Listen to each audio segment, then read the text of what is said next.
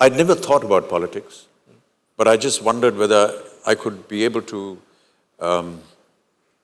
interact with the people, do something with them to be able to, perhaps enhance their existence or in whatever manner. And then suddenly, Mr. Rajiv Gandhi, who was a personal friend, called me and said, this was soon after the assassination of Mrs. Gandhi, to fight an election. And I did it more out of an emotional bonding with the family, rather than, I knew nothing about politics, I still don't. And I felt that perhaps this is an indication, some kind of divine indication, that is giving me an opportunity to serve the people. I tried for 2 years and then felt that I was not qualified for it, so I resigned. When you talk about the corporatization of the film industry, we were pioneers in that. We were the first corporate company. And this came about because I was in New York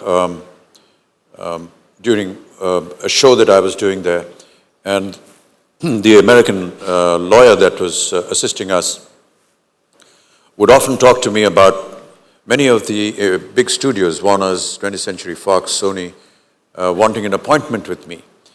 And I thought that this was a joke because, why would they want to meet me? I mean, how do they know me? They don't know anything about India or me, or let alone acting. But he insisted that I at least accept their invitation. So I met a lot of their executives. And I was shocked and surprised to know that all of them had an entire database on what was going on in India, what was happening in the film industry, who the prominent people were, how the finances worked, everything. And when I came back from that meeting, my lawyer said, Mr. Bachchan, I think you should go back and get your house in order because the Americans are coming. And they treated India like, all their letters were titled India, the New Frontier. And I'm talking about 1992. So when I came and expressed that idea to many of the corporate worlds, the investment bankers, they didn't seem to understand at that point of time that the film industry, which has been virtually a very individualistic enterprise, run almost like a mama papa operation. Why would somebody want to invest money in forming a corporation? But that's how it was. And when our initial investors who finally invested in this corporation asked us, this is not bricks and cement and manufacturing. How do we fortify this investment? And for the first time ever, I think, and perhaps first time ever in the history of corporatization, there was an evaluation done of a human being. Yeah. So there was an evaluation put to me and my wife. And that's the 18 crore rupees we got as our initial funding for that corporation, as the startup operation. So a lot has changed since then. Yes, we didn't know how to run it. And we failed miserably because none of us knew how to run a corporation. We hired executives from very important corporate houses from other walks of life. And they took their time and they took their decisions. I was told, you must not interfere in the workings of an executive. I keep quoting my father all the time, and I'm sure I've done this millions of times. One of the first things he taught me was, man ka ho to acha, na ho to zyada acha. If things happen according to how you wish, that's good. But if they don't, that's even better. And I could never understand that. And when I asked him, he said, if they're not happening according to your wish, they're happening according to the wish of some divine force.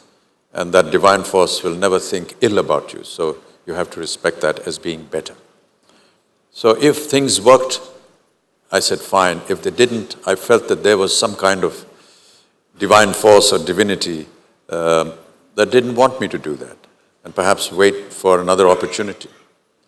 The other thing he told me was, when I was struggling a lot in those times, I said, bada sangharsh hai jeevan mein. So he said, jab tak jeevan hai, tab tak sangharsh hai.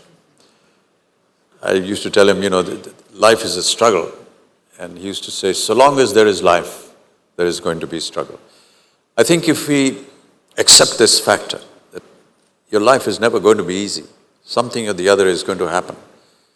So rather than sit in some kind of despondency on that and be aware that tomorrow is another challenge, is another day, which could turn out to be profitable, which may not, but eventually there will be another day when you can start trying all over again. I look for challenges even today, and even as I sit here, I hope that tomorrow, as I start a new film, I will be able to look at it as a challenge. I'm still very nervous when I go there. I feel that every new opportunity that comes my way needs to be looked at as that one door that will open something which perhaps will stop me from being bankrupt again and stop me from getting back into that situation where I had to plead against all my debtors to save me from this situation. And that's how I look at it every day. I hope that I can continue doing that because I don't want this sword, this Damocles sword hanging on my head, and therefore I continue working so long as I can. But yes, in the back of my mind, there will be those ugly moments that plagued me, and the fear of them recurring again is perhaps what drives me every day.